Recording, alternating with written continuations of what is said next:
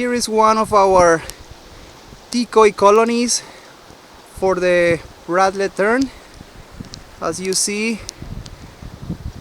all the decoys well placed, some in front of the mirrors, and some of them has motion sensing cameras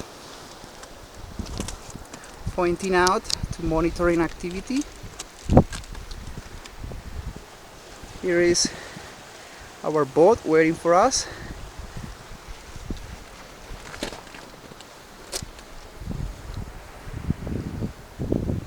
Here's basically how it looks like, all them facing the ocean.